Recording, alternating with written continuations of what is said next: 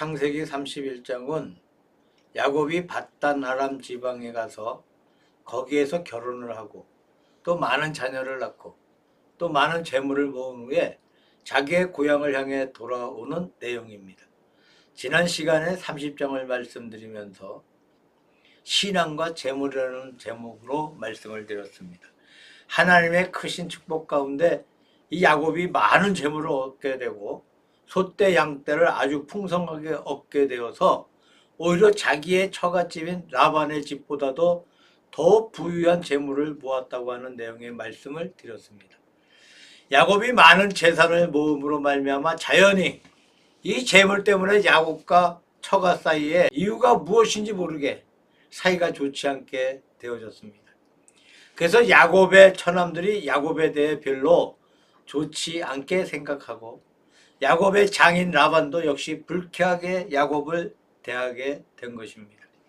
그래서 야곱은 계속해서 삼촌과 함께 생활할 수 없어서 자기의 두 아내와 상의를 하고 자기의 처가에 알리지도 않고 몰래 가족과 재물들을 모아서 양떼 소떼를 몰고 처가를 떠나 고향길로 가게 됩니다.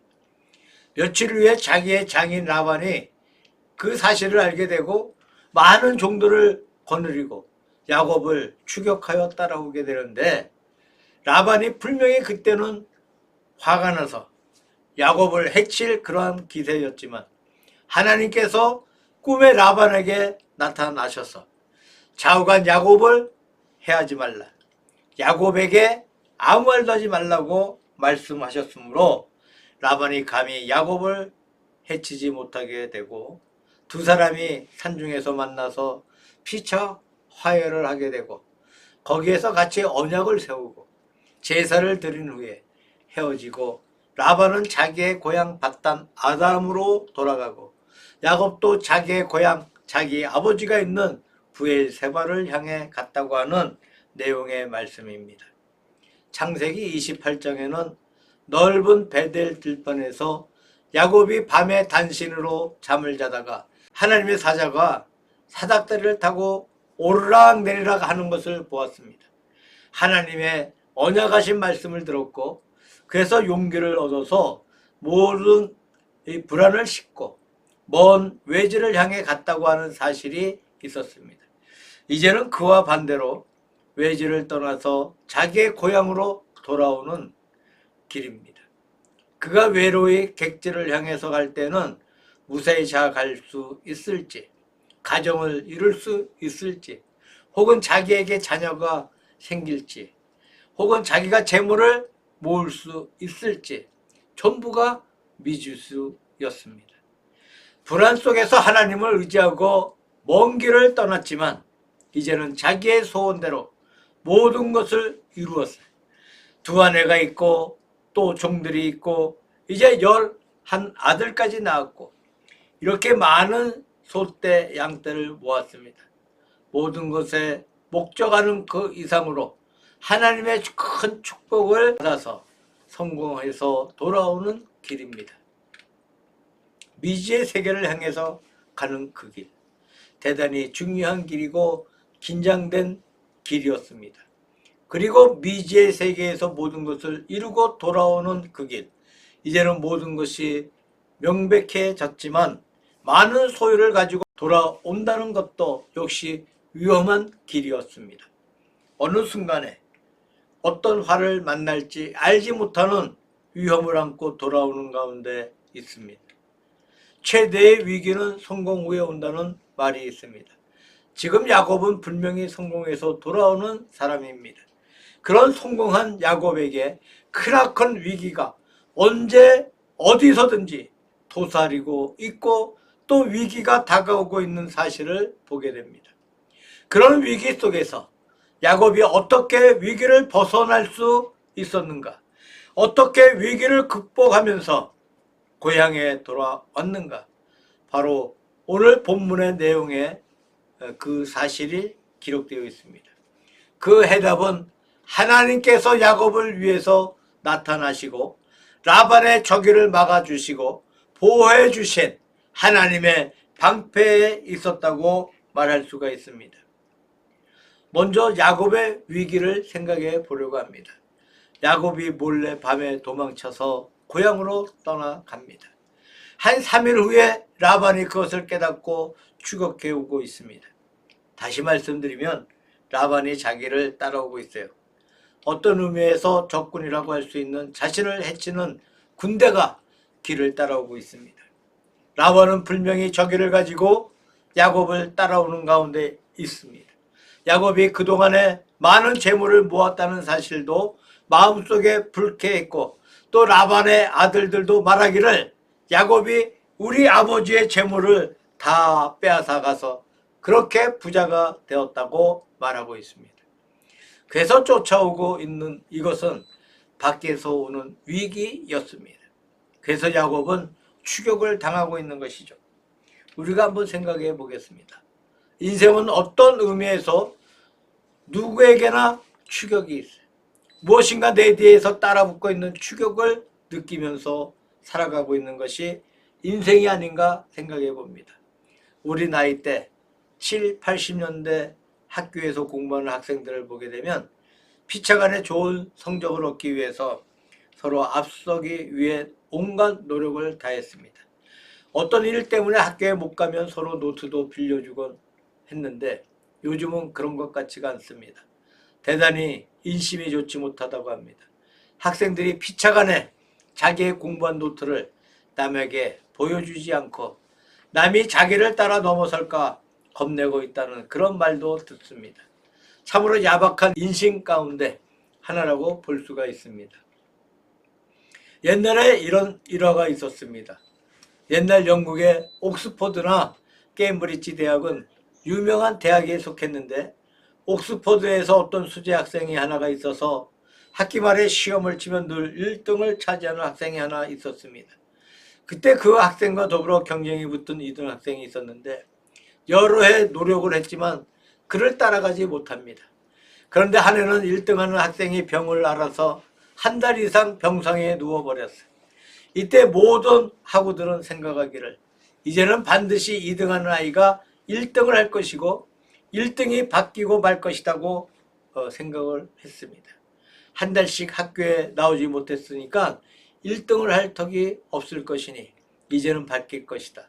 그렇게 생각을 했는데 하여튼 아프던 그 학생이 병이 나와서 학교에 등교하게 되고 학기 말에 대해서 이제 시험을 치게 되었는데 여전히 그 학생이 1등을 하게 됩니다. 그래서 참 의아하게 생각을 하고 나중에 알고 보니까 어떻게 학교에 나오지 않았는데 1등 할 수 있을까? 그런데 나중에 알고 보니까 2등하는 학생이 매일매일 꼬박꼬박 학교에 나와서 강의를 들으면 노트를 2권을 가지고 와서 두 노트에 강의를 다 베껴요. 그리고 한 권을 가지고 가서 누워있는 1등한 그 친구에게 주었다는 거예요. 그러니까 아픈 아이는 병상에 누워 학교에 나오지 못했으나 강의 노트를 매일 읽고 있었다는 겁니다. 머리가 좋은 학생인지라 조금도 실력이 뒤처지지 아니하고 여전히 1등을 했다는 이야기입니다. 2등한 학생이 하는 말, 나는 비록 1등은 하지 못하였지만 내 마음은 참 흐뭇하고 기쁘다. 그렇게 말했다고 하는 이야기가 있습니다. 소위 선의의 경쟁자입니다. 참 아름다운 이야기입니다. 요즘 뭔지 그런 모습이 잘 보이지 않는 것 같습니다. 어떻게 하든 내가 앞서가야 하겠다 하고 수단과 방법을 가리지 않는 그런 것을 많이 볼 수가 있습니다. 학생들의 문제만 그런 것이 아니고 사업하는 문제도 그렇습니다. 직장 생활에서도 그렇습니다. 농사하는 문제도 그렇습니다. 세상 만사가 그렇습니다. 무엇인지 추격을 느끼면서 추월을 당하지 않겠다고 노력하고 이겨보겠다고 노력하고 있는 이것이 바로 우리 인간의 생활이 아닌가 생각합니다. 본문으로 돌아가서 한편으로 볼 때 야곱이 자신에게 허물이 많이 있습니다. 야곱은 완벽한데 라반이 나빠서 야곱을 따라오고 추격하고 있는 것이 아닙니다. 야곱은 완전히 선하고 라반은 완전히 악해서 그런 것이 아니었습니다. 사실 야곱에게도 문제가 많이 있습니다. 물론 라반의 집에서 라반과 그 아들들이 야곱에 대해 적의가 있다 하더라도 역시 마지막에 떠나가는 마당인데 그래도 자기의 장인이고 자기의 처남들인데 본향으로 가겠다고 말하고 떠나는 것이 정당한 일일 것입니다. 밤에 몰래 도주해서 떠났다는 것은 야곱이 떳떳하지 못한 방법이었다고 생각해 봅니다. 또 본문 가운데 보면 야곱의 아내 라헬이 아버지의 드라빔 곧 아버지의 신상을 도적질했다고 하는 말씀이 있어요. 옛날 사람은 다 만들어서 가지고 다니는 우상들이 있었습니다. 그 우상 앞에 점을 치고 하는 그런 것이 있었는데 라헬이 그것을 도둑질해서 가져갔다는 얘기예요. 그래서 라반이 따라와서 내가 가면 가는 것이지 왜 내 신상을 가지고 갔느냐라고 야단을 칩니다. 물론 야곱은 모르는 일이야. 나는 그런 일이 없다. 마음대로 찾아보라. 그렇게 말을 합니다.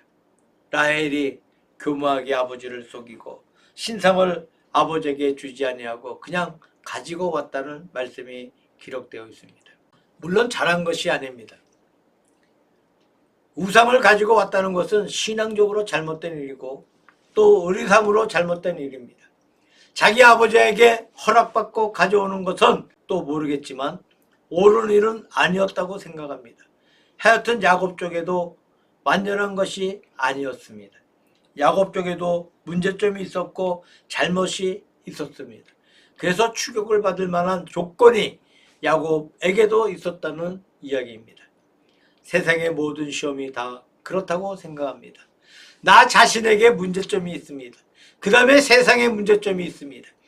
예를 들면 병든 사람을 우리가 봅시다. 폐병에 걸렸을 때 또는 어떤 병에 걸렸을 때 첫째, 균이 있다는 것이 문제입니다. 요즘은 암을 퇴치하기 위해서 암세포를 열심히 연구하고 있습니다만 그러나 암이 원인이 많아서 균을 발견된 것도 있고 발견되지 못한 것도 있어서 아직도 일률적으로 어떻게 하지 못한다는 말을 들어보았습니다. 최근에 뉴스를 보니까 이 암세포만 표시되는 물질을 발명해서 화제가 되는 서울대 의사와 한국인 미국 박사가 발명한 물질이 화제가 되고 있습니다. 하여튼 바깥에 균이 있어. 병의 원인이 있습니다. 그 다음에 내 몸속에 그 병에 약한 체질이 있어. 가령 바깥에서 폐병균이 있다고 하더라도 내가 아주 강하면 그 폐병균이 내 속에 들어와 봤자 번식하지 못하고 문제가 되지 않습니다. 그냥 이겨낼 수 있는 것입니다. 그러나 내가 병균에 약한 체질을 가지고 있어. 또 바깥에 병균이 있습니다. 이 둘이 합해서 병이 만들어진다는 얘기입니다. 바깥에 병균이 없다면 내가 아무리 약해도 문제가 되지 않습니다. 또 병균이 있어도 내가 아주 강하면 문제가 되지 않습니다. 바깥에 들어온 병균과 약한 것, 이 둘이 합할 때 병이 생기는 것이고 죽음을 초래하게 되는 것입니다. 삭개오가 예수님을 만나러 갈 때 키가 작고 사람이 많아서 예수님을 볼 수가 없었어요. 키가 작다는 것은 내 탓이에요. 사람이 많다는 것은 남의 탓입니다. 이 두 가지가 합해서 삭개오로 하여금 예수님을 보는데 장애가 되었습니다. 그때 이 삭개오는 어떻게 했습니까? 남을 탓하지 아니하고 뽕나무에 올라갔어요. 하여튼 무엇 때문에 추격을 받고 있는 것입니까? 무엇 때문에 시험에 들었습니까? 무엇 때문에 어려움을 당하고 있습니까? 언제나 두 가지. 밖에서의 추격이 있어요. 속에서 무엇인가 떳떳하지 못한 내 안에 허물이 있습니다. 야곱의 경우에는 그 두 가지 원인을 뚜렷하게 눈으로 볼 수 있는 사실이었습니다. 두 번째로 선민의 방패가 되신 하나님을 생각해 보려고 합니다. 29절 말씀을 보면 밤에 하나님께서 라반에게 나타나십니다. 너는 선악간에 야곱에게 아무 말도 하지 마라. 좌우간 야곱을 해치지 말라고 경계하신 하나님의 말씀이 있습니다. 만약에 하나님께서 나타나시지 아니하셨다면 또 하나님께서 나타나셨는데도 라반에게 명령하셔서 야곱을 처벌하라고 하셨다면 야곱은 그것으로 끝장이 되었을지도 모르겠습니다. 그러나 하나님은 야곱 편을 드셔서 야곱을 보호해 주셨습니다. 라반이 야곱을 해치지 못하게 했어요. 라반 역시 데라의 자손이고 아브라함의 일가입니다. 그러니까 감히 해치지 못하고 하나님의 무서운 경계의 말씀을 듣고 야곱에게 와서 야곱을 해치지 못했다는 그런 말씀이 기록되어 있습니다. 추격하는 사람들을 하나님께서 막아 주셨습니다. 야곱이 자기 자신의 힘을 가지고 막은 것이 아닙니다. 어떤 사람이 와서 막아준 것도 아닙니다. 하나님께서 막아주신 것입니다. 본문 가운데 보면 하나님께서 막아주실 때 라반에게 꿈에 나타나셔서 야곱에게 선악간에 말하지 말라 그렇게 말씀하십니다. 하나님께서 우리의 방패가 되시고 우리를 보호해 주신다는 것은 제가 생각할 때 다양하다고 생각해 봅니다. 꼭 꿈으로만 보호해 주시는 것은 아닙니다. 우리가 알지 못하는 가운데 하나님께서 우리를 위해서 섭리해 주십니다. 우리를 보호해 주십니다. 그런 기묘한 방법을 가지고도 막아주시고 혹은 사람을 통해서도 막아주시고 혹은 자연을 통해서도 막아주시고 여러 가지 방법들이 많이 있습니다. 하나님께서 우리를 지켜주시고 우리를 보호해 주신다는 이 확고한 신앙이 우리에게 있어야 한다고 생각합니다. 하나님의 거룩한 섭리는 참으로 기묘하게 인간 역사를 지배합니다. 사람이 사람을 구원시켜주는 것도 있습니다. 또 반드시 돈독한 신자를 통해서만 구원시킨다고 할 수는 없습니다. 예를 들면 이스라엘 백성이 바벨론에 있을 때 이스라엘 백성을 놓아준 왕은 메데 바사 왕이었어요. 물론 메데 바사 군대가 믿는 군대는 아니었습니다. 이사야서에 보게 되면 심지어 고레스라 불리는 메데 바사의 영웅적인 왕을 나의 기름받은 고레스라고 하나님이 말씀하고 있습니다. 자, 고레스를 통해 거기에 붙들려 있던 이스라엘 사람들을 다 보내주었다는 이야기입니다. 물론 고레스가 신자도 아니고 또 하나님의 종도 아닙니다. 그러나 하나님께서 고레스를 사용하셔서 그의 마음을 감동시키고 포로 생활 가운데 있던 이스라엘 백성들을 풀어주셨다고 하는 이야기입니다. 하나님의 능력의 역사가 우리의 모든 주변 가운데 언제나 같이 계십니다. 어떤 군인은 전쟁터에서 이 가슴에 총알을 맞고 쓰러져 버렸습니다. 그래서 자기는 죽었는가 보다 했는데 얼마 후에 정신이 들어 깨어보니까 아무렇지도 않아. 분명히 가슴에 총탄을 맞아서 넘어졌는데 피도 난 것도 없고 상처도 없습니다. 그는 늘 전쟁에 갈 때 이 가슴에 있는 포켓 속에 성경을 넣어서 가지고 다녔는데 이 총탄이 묘하게도 그 성경 속에 꽂혀 있더라고 합니다. 자, 총탄에 맞았으니까 사람이 충격을 받아서 넘어졌지만 그러나 아무 상처가 없습니다. 성경에 구멍이 뚫려 총알이 거꾸로 박혀 있더라는 그런 말도 들어본 적이 있습니다. 자, 하나님의 방패가 우리를 지켜주십니다. 우리가 이 사실을 우리 마음속에 확고하게 믿어야 한다고 생각합니다. 하나님께서 선민을 보호해 주십니다.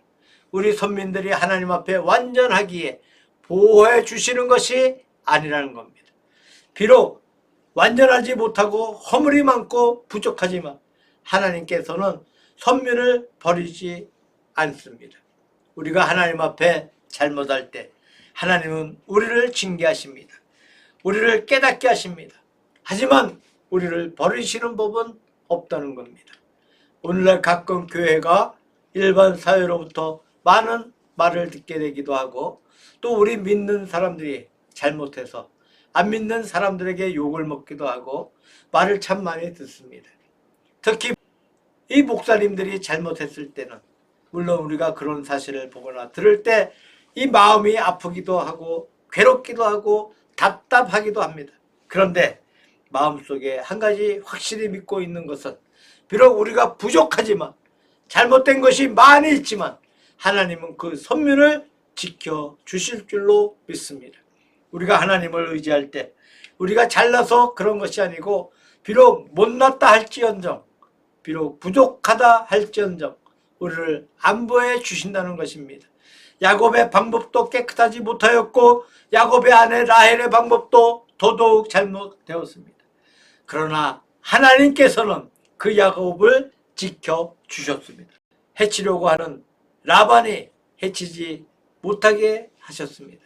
이것이 하나님의 뚜렷한 방패입니다. 선민을 보호하시는 하나님의 역사는 옛날이나 지금이나 변함없이 우리를 지켜주신다고 생각합니다. 마지막 세 번째로 하나님 앞에서의 언약의 제사가 무엇입니까? 선민을 보호하시는 하나님의 역사로 말미암아 라반이 야곱을 해치지 못하게 되고 드디어 거기에서 그들이 함께 돌다를 쌓고 하나님 앞에 언약을 세우고 함께 제사를 지내고 음식을 나누어 먹고 작별하고 가더라는 말씀이 기록되어 있습니다. 여기에 언약의 제사를 드리는 말씀이 마지막에 기록되어 있는데 언약의 제사가 무엇을 말하는 것입니까? 54절에 보게 되면 야곱이 또 산에서 제사를 드리고 형제들을 불러 떡을 먹이니 그들이 떡을 먹고 산에서 밤을 지내고 라는 말씀이 기록되어 있습니다. 언약의 마지막 제사가 무엇을 말하고 있습니까? 여기에 같이 언약하고 제사했더라는 말씀이 기록되어 있는데 언약이라는 것은 사람끼리 한 약속입니다. 다시 말하면 라반과 야곱 사이에 이루어졌던 약속이 언약이었습니다. 제사는 무엇입니까? 사람과 하나님 사이에 이루어졌던 것이 바로 제사였습니다. 야곱은 사람과 더불어 약속하고 하나님 앞에 제사를 드리고 아주 아름다운 마무리를 다한 줄로 생각합니다. 여기에 야곱이 선민이 된 하나님의 백성이 된 그리고 하나님의 보호를 받게 되는 기본적인 조건이 있는 줄로 생각합니다. 한때 잘못된 삶을 살았지만 다음 순간에 그는 바로 일어섰습니다. 바로 서서 사람과 더불어 올바른 언약을 세우고 또 언약을 지키고 하나님 앞에 제사를 드리고 이로써 모든 문제를 해결하고 떠나갑니다. 이 제사가 어떤 뜻을 가지고 있습니까? 첫째로는 하나님의 보호에 대한 감사의 표시였다고 생각합니다. 야곱이 그런 위기를 만났지만 하나님께서 꿈에 라반에게 말씀하십니다. 야곱으로 하여금 위기에서 벗어나게 하셨습니다. 이런 의미에서 야곱은 하나님 앞에 감사하게 되었습니다. 라반 측도 마찬가지인 줄로 생각합니다. 만약에 라반이 야곱을 해쳤던들 그것은 결국 자기 딸들에 대한 폭행입니다. 자기 외손자들에 대한 폭행입니다. 결국은 자기가 자기를 치는 셈이 되었습니다. 이렇게 하나님으로부터 저주를 받았다는 것은 야곱에게만 다행한 것이 아니고 라반 자신에게도 다행한 일이라고 생각합니다. 그래서 제사를 드림으로 말미암아 라반과 야곱은 다같이 하나님 앞에 감사하게 되었어요. 우리의 사건이 하나님 앞에 감사함으로 끝났다는 것은 가장 아름다운 대단원인 줄로 생각합니다. 두 번째로 하나님께 제사를 드리는 것은 더 이상의 실수를 하지 않겠다고 하는 결심의 표시인 줄로 생각합니다. 다시 말하면 야곱이 잘못한 것이 많았습니다. 더 이상은 당신에 대해 어떠한 잘못을 하지 않겠다는 것입니다. 또 라반도 과거의 야곱에 대해서 참으로 많은 잘못을 했습니다. 야곱의 말을 빌리면 10번도 더 품삯을 변경했다고 했어요. 하나님께서 보호하시지 않았다면 내가 빈손으로 갈 뻔했다 하니 분명히 라반도 야곱에게 박하게 대한 것이 사실입니다. 더 이상 박한 짓을 하지 않겠다. 속이는 짓을 하지 않겠다. 더 이상 실수하지 않겠다. 과거의 부족과 잘못을 뉘우치면서 이제 그렇게 하지 않겠다는 서약서와 같은 제사였다고 생각합니다. 옛날 말 가운데 가난한 사람들은 내년 덕분에 산다는 말이 있어요. 이 말이 무슨 말입니까? 생활이 어려운 농부들이 금년에 농사를 망쳤습니다. 그러나 내년에는 잘 되겠지 하는 그런 소망 가운데 그 어려움을 극복한다는 그런 말입니다. 아마 사람들은 누구나 다 그렇습니다. 미래에 대한 소망 가운데 살고 있습니다. 우리 믿는 그리스도인들은 우리의 육신의 생활만 그런 것이 아니라 우리의 영적 생활이 그래야 된다고 생각합니다. 우리 영혼의 생활이 내년 덕분에 사는 신자가 되어야 하겠습니다. 무슨 말입니까? 뭔지 모르게 금년에는 우리의 신앙이 부족했습니다. 우리의 생활도 부족했습니다. 하나님 앞에 무엇인지 부족한 것이 많았습니다. 그러나 내년에는 잘 하겠습니다. 더 이상 부족한 짓을 하지 않겠습니다. 늘 그런 마음을 가지고 산다는 것. 이것이 우리 성도의 마땅히 가져야 할 마음의 작정인 줄로 생각합니다. 세 번째로 서약의 뜻은 이제부터 새로운 출발을 한다고 하는 표시였다고 생각합니다. 이제 야곱의 과거 생활은 끝나버렸습니다. 분명히 야곱의 새로운 국민이 다가왔습니다. 홀로 객지로 나왔습니다. 거기서 열심히 일해서 결혼을 했습니다. 자녀를 낳았습니다. 재물을 모았어요. 이제는 자수성가해서 자기의 한 가정을 이루었습니다. 이제는 한 가정의 가장으로서 처자를 거느리고 많은 재물을 모으고 많은 노비를 거느리고 고향으로 돌아가는 가운데 있습니다. 새로운 출발입니다. 이 새 출발, 야곱에게 대단히 소중한 그런 출발이었다고 믿습니다. 이런 새로운 출발을 향해서 야곱이 제사를 드림으로 말미암아 야곱이 새로운 마음의 다짐을 가지고 당당하게 새로운 곳을 향해 걸어가는 것이 바로 오늘 본문의 제사였다고 생각합니다. 야곱은 이 산에서 자기의 장인과 더불어 언약을 세우고 제사를 드림으로 말미암아 두 분이 헤어졌습니다. 하나님 앞에 감사를 드리고 자기의 부족함을 뉘우치면서 다가오는 새로운 생활을 위해 마음의 자세를 갖추고 늠름하게 걸어가는 새 출발의 각오를 다지고 제사를 드렸습니다. 그래서 야곱은 성공적인 객지 생활을 매듭짓고 자기 고향을 향해 가는 길입니다. 여기에 야곱이 라반을 만난 것은 길르앗인데 이 길르앗이 어딘가 하면 요단강 동편에 있는 아주 중요한 도시입니다. 훗날 이스라엘 사람들이 이 땅을 점령하고 12지파로 나눌 때에 동부의 대표적인 도시가 바로 길르앗이었습니다.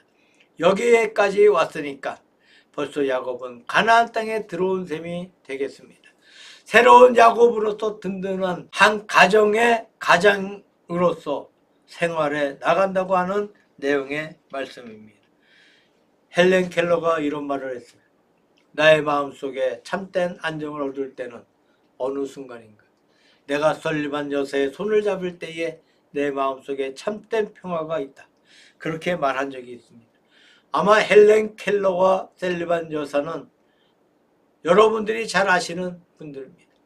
헬렌 켈러가 어릴 때 참 나무 토막 같은 아무것도 모르는 존재일 때 설리반이라고 불리는 한 젊은 여성이 이 불쌍한 아이를 위해 자기를 희생하기로 결정하고 그 아이를 위해서 봉사해 줍니다. 한마디 한마디 그를 가르쳐주고 일생을 통해 그를 보살펴 주었던 고마운 사람이었습니다. 그 여자가 없었다면 헬렌 켈러는 글자를 배우지도 못했을 것입니다. 스스로 인간 세계를 살아나가지 못합니다. 뭔지 혼자 있으면 마음속에 고독감을 느끼고 불안감을 느낍니다. 하지만 설리반이 곁에 오면 손을 잡습니다. 그의 손을 잡을 때 헬렌 켈러의 마음속에 뭔지 모르게 안도감을 느낍니다. 평화를 느낀다는 말입니다. 우리가 충분히 이해할 수 있는 말이라고 생각하는데 자기 힘으로 말하지 못하고 보지도 못하고 듣지도 못하고 아무것도 할 수 없는 병신이니까, 아무것도 할 수 없는 사람이니까 오직 이분을 통해서 남의 말을 들을 수 있고 내 말을 전할 수 있고 이분을 통해서 모든 것을 알 수 있습니다. 이분이 자기의 참 생명의 은혜입니다. 그분 곁에 있다고 하는 표시로 그의 손을 잡을 때 마음속에 안도감을 느낀다는 이야기입니다. 우리가 한번 생각해 봅시다. 우리 자신들이 영적인 의미에서 헬렌 켈러가 아닌가 생각해 봅니다. 하나님의 거룩한 형상을 보지 못할 때가 얼마나 많이 있습니까? 우리가 하나님의 거룩한 음성을 듣지 못할 때가 얼마나 많이 있습니까? 하나님 앞에 우리의 입을 열어서 말하지 못할 때가 얼마나 많이 있습니까? 우리가 하나님과 단절되어 살 때가 참으로 많이 있습니다. 헬렌 켈러는 설리반 여사의 손을 잡을 때 모든 막힌 길을 전부 다 열리는 것입니다. 막힌 창문이 열리고 들을 수 있고 볼 수 있고 말할 수 있고 모든 문이 다 열리게 됩니다. 그를 통해서 그때 마음속에 안정감을 느낀다는 말입니다. 우리가 눈을 들어서 하나님을 바라보고 하나님의 거룩한 보호하시는 방패를 느끼는 그때 우리 마음에 진정한 안정과 평화가 있게 될 줄로 믿습니다. 세상에 우리가 어떤 재물이 있다거나 어떤 사람이 있다거나 어떤 물건을 가지고 마음속에 안도를 느끼는 것이 아니라 하나님의 손길을 잡을 때 그때 우리 마음속에 안정과 평안이 있게 됩니다. 주님이 내 곁에 계신다. 주님이 나와 더불어 말씀해 주신다. 주께서 나를 보호해 주신다. 주께서 나의 방패가 되어 주신다 라고 하는 이 사실을 우리가 느낄 때 우리 마음속에는 문제가 없습니다. 평안과 안정을 누릴 수가 있습니다. 야곱은 어떤 의미에서 철없는 아이와 마찬가지였습니다. 그저 가는 것보다 불장난하는 것처럼 얼마나 실수가 많은 분이었는지 모릅니다. 그러나 철없는 어린아이 같은 야곱의 배후에 하나님이 계셔서 방패가 되어주시고 지켜주셨어. 그 야곱의 하나님이 바로 우리의 하나님이십니다. 우리의 배후에 계시고 우리를 지켜주시고 인도하시는 하나님이십니다. 그러므로 우리에게 하나님의 방패를 바라보고 하나님의 손길을 잡는 믿음의 생활을 영위하시기를 우리 주 예수 그리스도의 이름으로 축원합니다.